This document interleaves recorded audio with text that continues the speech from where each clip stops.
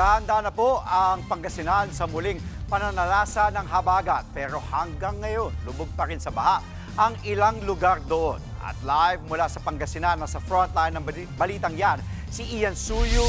Ian, kamusta na yung mga kapatid natin Pangasinense at yung sitwasyon dyan sa Pangasinan?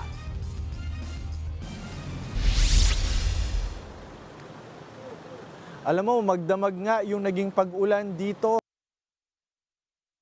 na ito nga MacArthur Road, isa ito sa mga pangunahing kalsada na dinadaanan talaga ng mga galing Manila patungo dito sa Pangasinan. Kita nyo naman sa aking likuran, no? Abot lampas gutter deep na to. Hanggang binti na yung pagbaha dito ngayong umaga at ang dahil sa napipintong paglakas pa ng pag-ulan dulot ng habagat, baka mas lalo na naman daw tumaas yung pagbaha sa kani-kanilang mga lugar. Naman ngang Water World ito sa Dagupan. Kaya ang mga sasakyan hindi makabuelo sa pagdaan. Maging mga residenteng papasok sa trabaho, no choice kundi lusungin ang baha. Ang linggo ng araw na lubog sa baha, no? Ayon sa mga kausap natin kahapon, talagang penitensya ang nararanasan nila sa araw-araw. Ang pangamba nila ay kung muling lalakas ang na hanggang bewang o hanggang dibdib ang tubig. Ang isang dagupan sa 5 lugar sa Pangasinan na nag-anunsyo na calamity dahil sa matinding pagbaha at pag-ulan. Bukod sa Dagupan, kasama din nila dyan ang ilan pang munisipalidad gaya ng Bulyon, Santa Barbara, mga Tarem at Mangaldan.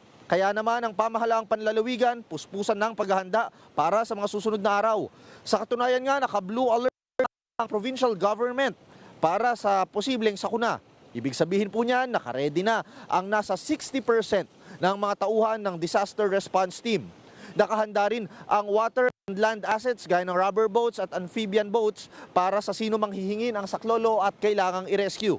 Sapat din daw ang dami ng relief goods at sa ngayon. Sa huling tala, umabot na sa 960,000 ng mga individual ang apektado dulot ng pagbaha at pag-ulan dito. May katumbas po yan na nasa 286 na mga pamilya. Andre, sa ngayon nga dito sa ay nagpatupad na ng localized suspension. Ibig sabihin po niyan, mga school heads at mga principal po ang kung magpapapasok ba sila o isususpendihin muna nila at kakanselahin ang mga klase sa lahat ng antas dito sa lugar, mapa-pribado man yan o mapa-publiko. Bukod dyan, nakatanggap din tayo ng ulat mula sa PDRRMO kung saan majority ng District 1 ng Dagupa or ng Pangasinan Province ay suspendido na rin po ang klase. Kabilang na nga dyan ang Alamino, Anda, Bani, Bolinao, Burgos, Dasol, Infanta, Mabini, Sual, Aguilar, Binmalay, Bugalyon, Istondo at San Carlos. Ibig sabihin po niyan, yung mga nabanggit kong lugar o munisipalidad, wala pong pasok sa lahat ng antas, pribado o pampublikong paaralan. Yan muna ang latest mula dito sa Pangasinan. Balik sa iyo, Andre.